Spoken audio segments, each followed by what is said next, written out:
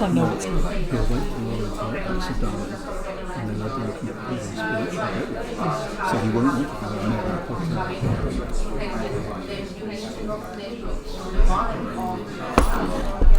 not trust it. Really? I'm in favour of banning. So this is, the Wayne was supposed to be part of this, he's not. I don't know who Martin's got there, but this isn't, well, I don't know how it's going to work. The other problem is that if you're doing it to 5 separate centres, unless they can communicate in a discussion, this sort of format is not going to work. But I think this sort of format is so important. I do, I agree with you, I agree. We have to find some way of doing that. One way would be for them to form a WhatsApp group. Do we have their emails? Well, I don't think we should look for this. This is just an experiment. Oh yeah. No, I'm saying just to tell them for next week. We're exploring. Sorry to go away I got Gawain's and Martin's email. Okay, why not just email them and say, maybe if we're going to do the same thing next week, could they share emails and share phone numbers and go WhatsApp? To see if that works. Because this is experimental. Well, how will the WhatsApp group work? I know what WhatsApp is, and I'm doing my family. After this, they phone it to someone phones, they'll ring into WhatsApp and they communicate. But they can only communicate with each other. Yes, but then one of them... But how will this get transmitted to them? One of them does a report back. Oh, this doesn't get transmitted to them. No. But the reports back. They don't need this transmitted because this is a research. Yeah. They then give the reports sequentially with this film. And then you can join in. Yeah. But if I put WhatsApp on here, or Skype would be even better. Then there's a talking head on this, and so when it comes to their turn... Okay, but what I'm going to do then is I'm going to give you their emails and you can just... Okay, send me their emails. Okay, 25 seconds.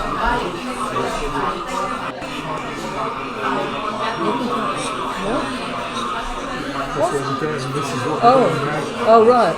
Well, when you were speaking, saying... Okay, they're going to come... Yeah. Get them to come up. Yeah.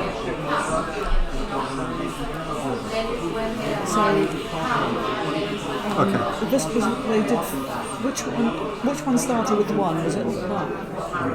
This one. One, then finish up, then that will reduce ours. Yeah. So, Possible. but who else has done one? And then when they finish up, if you do 4, 3, 2, 1, Okay, should we get 4 first? yeah, 4 first. And then number 1 does it, whoever's reported. And then after one of them don't say either, that will ultimately say something. We don't think Some of them will have done 2, and so if they've... just get them through the first one. Then the others can add anything. Okay, one and all. Ding-a-ling, ding-a-ling, ding-ding.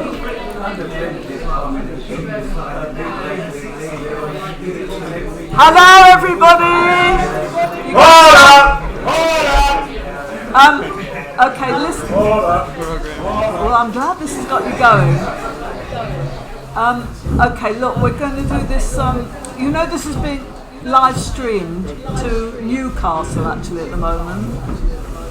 And so, whoever's doing the report back from each group has to come up here because otherwise the people in Newcastle won't see you.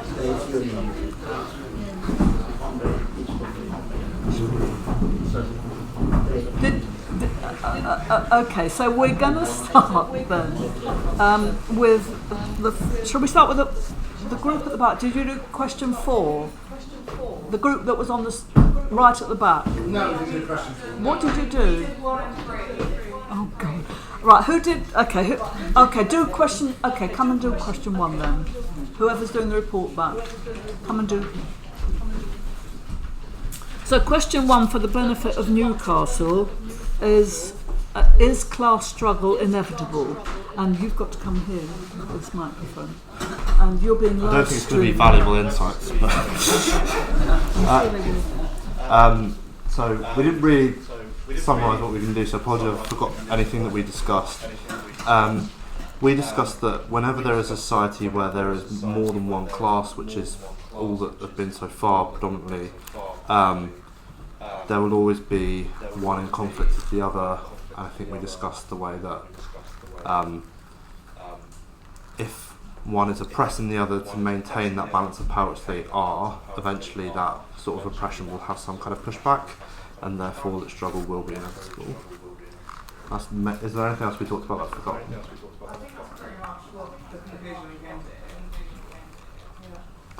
Did you do 2 as well? We did 3. Oh, 3. Go on, do.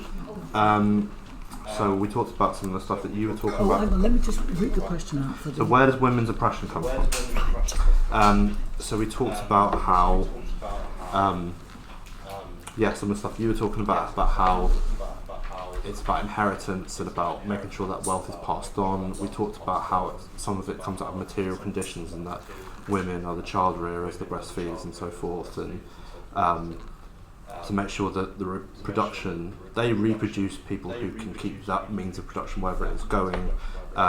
We talked about different ways that ideas, so kind of touched on religion, how ideas, so we talked about Catholicism and Judaism, oppress women, and we had some discussions about whether those ideas were the reason why women oppressed, or was it that women were oppressed in the first place for those material reasons and the ideas came afterwards to justify that. Anything else? And just unpaid labour. Oh yeah, just generally unpaid labour, sort of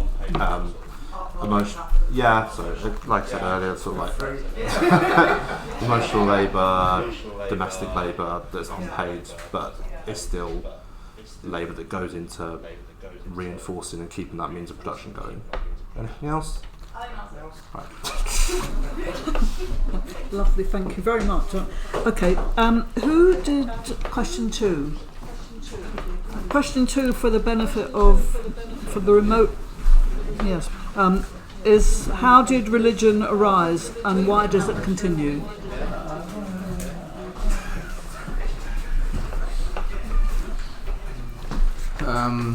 So our question is again, how did religion arise and why does it still continue? So to explain that, we need to go back into the Stone Ages before the slavery started. So in primitive society, primitive communism. I would say that the explanation is, so to have an organized religion, you need to have a priest. So if you have a priest, that means that person predominantly doesn't work in the field, doesn't hunt every day, so he gets his food from the community. So to have this extra food, you need to have the surplus value, surplus products. That's when the real religion started. Because before that, we can call it the primitive religion, but it wasn't controlling the whole societies. There was no an organized society yet. People lived in the tribes. So every tribe had their own gods, and they actually had many gods. So that's when it started. It started to explain the world around the people, to explain the thunderstorms, or to explain why the person is dead, and so on. But as soon as there was a specialized person, a professional, to explain those things to the societies, then it started to get more complicated, and it still continues, as a comrade said, to mislead people. And another thing is to preserve the power, because religion and organized religion, such as church, is the most powerful idealist philosophical, how to say, it transfers its ideology to the masses of people. So that I would say, and it still is, as so professionals, they don't do their as other people normal jobs. They're still funded by the common people. Thank you. Who did question 3? I know we've had a report. Yes. Question 3 is, where does women's oppression come from?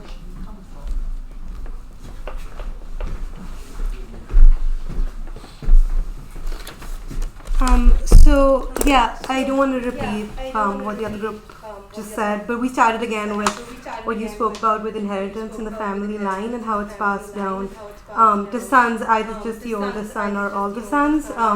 We also spoke about like the need to control women, like on both the individual level and on a larger collective level. But also I feel like it's important to point out the categories of like man and woman and where those come from, and how a lot of the times those were like colonial imports, in that like a lot of societies around the world, like for example Native American societies didn't use these like rigid categories of man and woman, and how those came with settler colonialism. And also like when we spoke about women's oppression, we were knowingly or unknowingly basing our analysis in the European context, in that there were till at least 50 years ago matriarchal societies around the world, and I'm not justifying them either, because it's just a different way of class society, but regardless, and so I think that like it's important for us to realize that when we speak about women's oppression, we're speaking about that, we have to like contextualize that, because it really differs from culture to culture and context to context, because gender differences and the way we conceptualize gender really depends on where we are and how that society views its citizens. Then we also spoke about, we sort of ended with linking women's oppression with other kinds of oppression, because we can't view that in a sort of vacuum, and when we do view it in a vacuum, that's when there's problems. For example, like white feminism, or like slave owners' wives, which were actually also slave owners. But like we sort of ended with land ownership and how that sort of brought upon all of these problems, and it was just harder for women. But it was not to say that like that was the only problem that societies in large were facing. Question 4. Anybody do question 4? Nobody got that far. Go. Well, you haven't been very productive, have you? God. So, okay. So nobody did question 4. Oh, go on.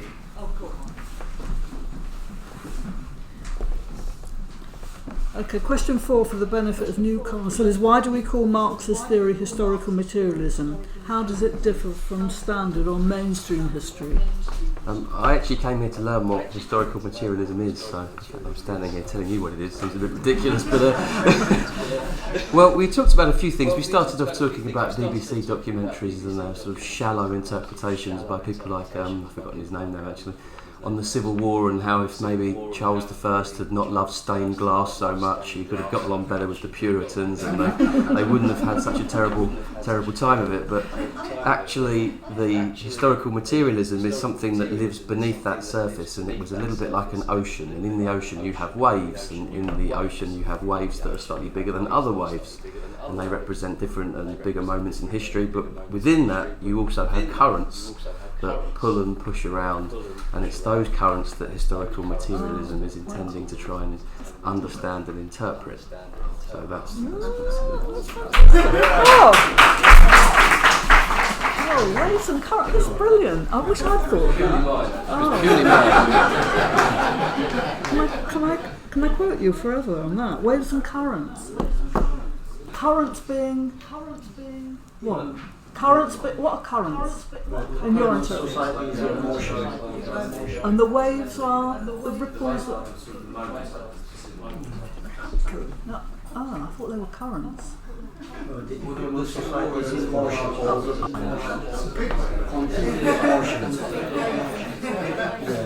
Okay, I think there are probably other groups that discuss these questions, so I want anybody to come up who's got in their group added more or disagreed or...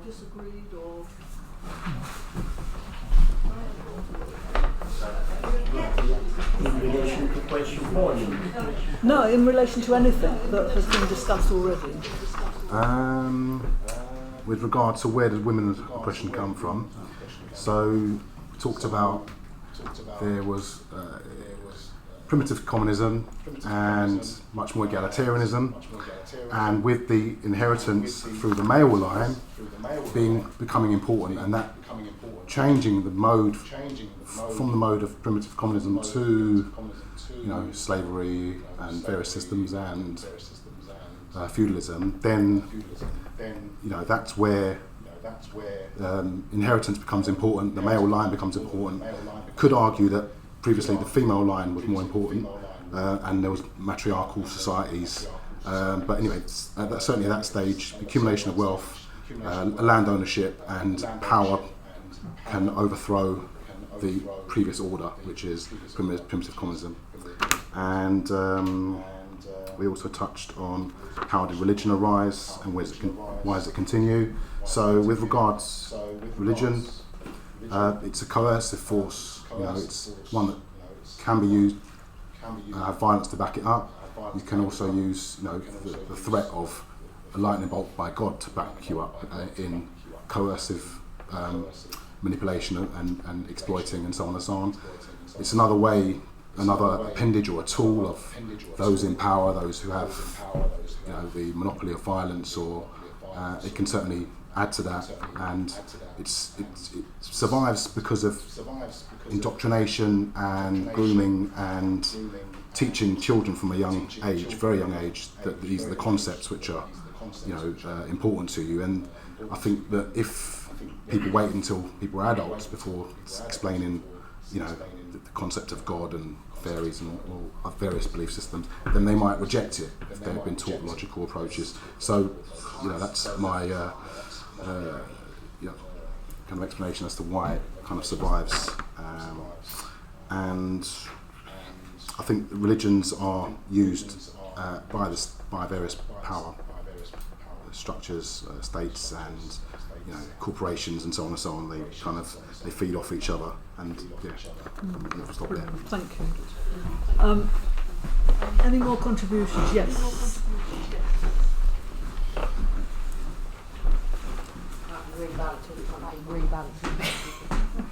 I just wanted to add to what we already said about the oppression of women. So I wanted to just say, so where in societies where women's oppression has arisen, it's from.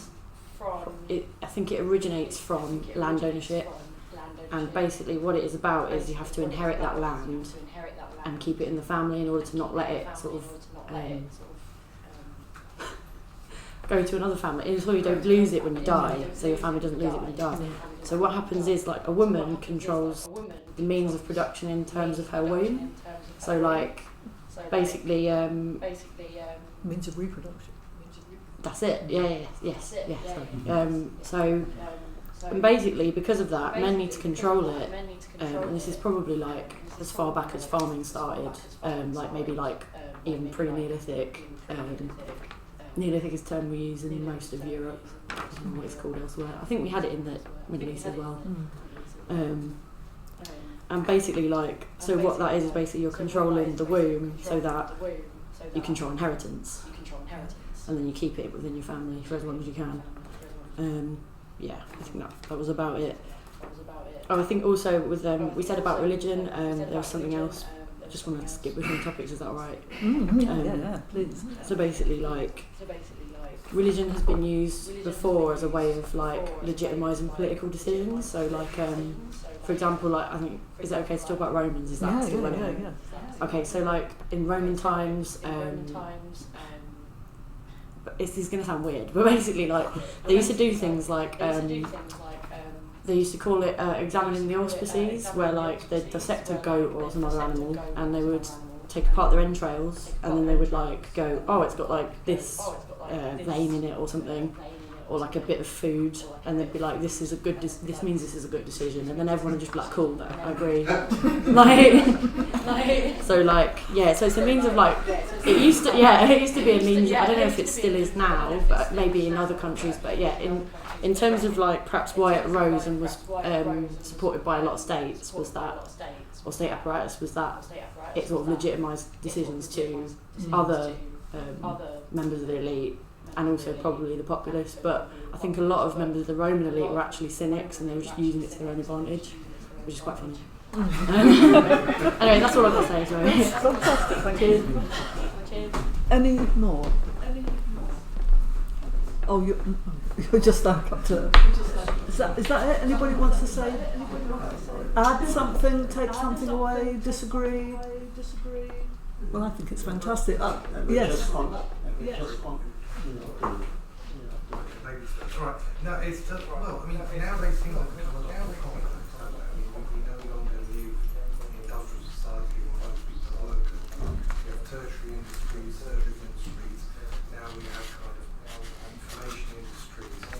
So You really should have come up here because you should have. I'm not very shy. Oh, don't be shy.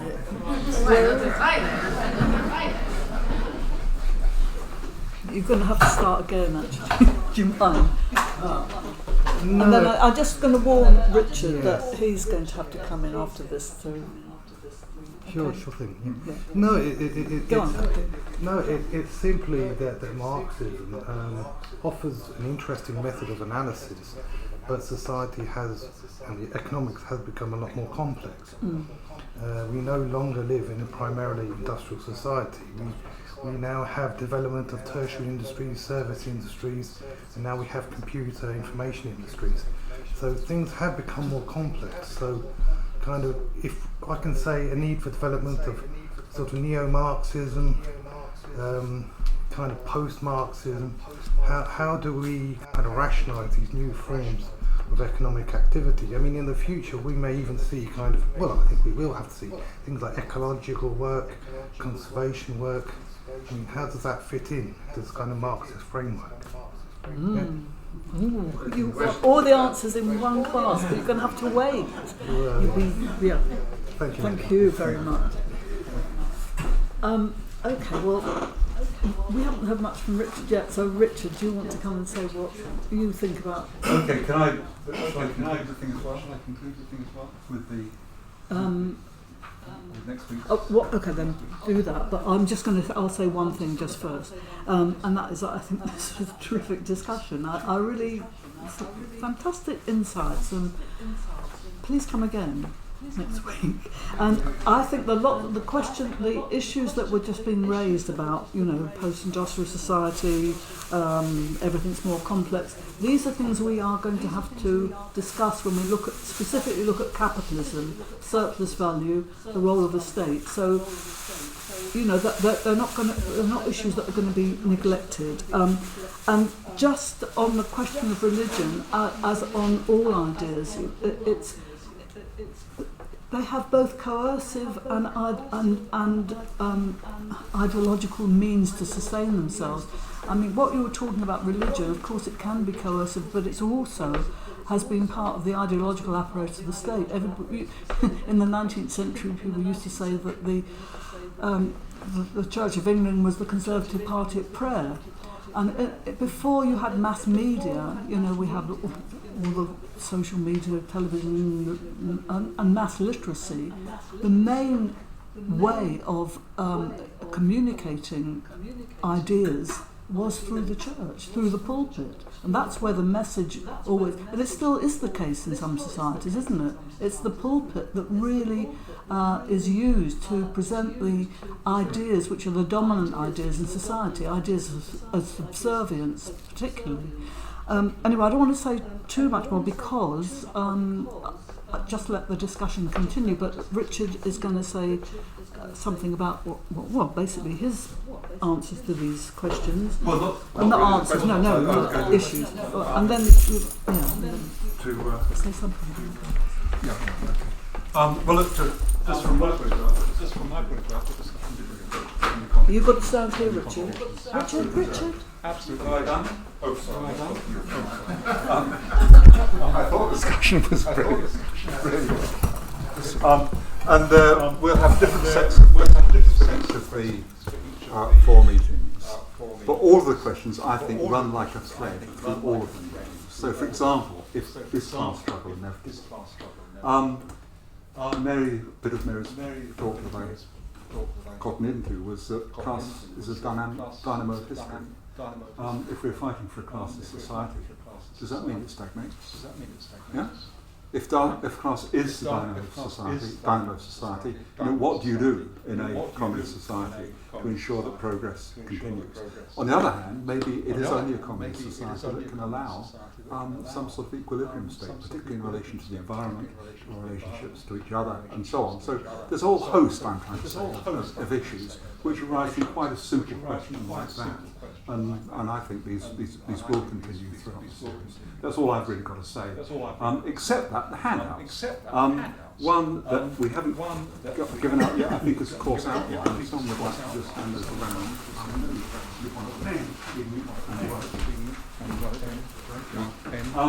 Because for each of the class meetings,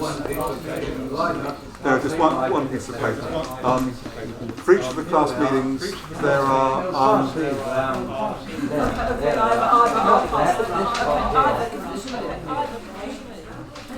For each of the class meetings, there are some suggested reading, and if you can get onto that, if you can have a look at the chapters in Burns, I think that would be really good.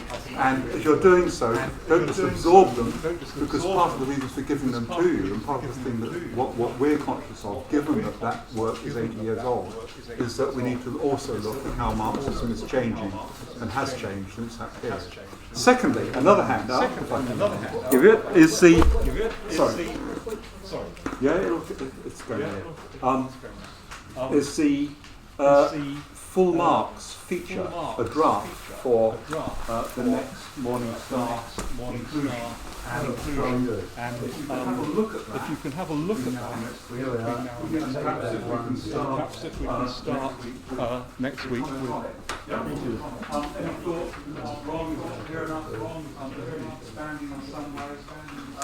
would be really good. And what Mary and I will do following that, following the first 5 minutes is we will prepare the final version of it. Sorry. I won't say we'll take all your comments into account, but we will honestly try to embody them in the final version, which will then appear in the Morning Star in approximately 2 weeks' time, I would hope. It's the Star's features editor who determines when they go in, but normally it's a fortnightly appearance. So this is the opportunity to actually make an input into some printed matter that will come out in the Morning Star. Yeah. I think we're out of. Sorry? I think we're out of Sorry? the article drafts. Sorry, yeah, they're not coming round. Yeah, if you can pass those around. Okay, that's. Did I have something more I had to say, Mary? Okay, how you present your ideas is, I think, verbally, or if you want to annotate the sheet and hand it in with any comments, either way would be fine. It's not on the web at the moment, and if anyone really wants to, I can send it to you in Word for track changes, but I think at the moment it would be just better to make comments on the sheet and just hand them in at the start of the next meeting. And we'll start with just a few comments, with a quick round robin about any thoughts on there. Is that okay? Well, this is an interactive learning and writing session. So can you, next week, well, you've got the programme, please try and do some reading, and please come back for the next 3 weeks. Okay? Very lovely, and thank you very much for coming, and goodbye.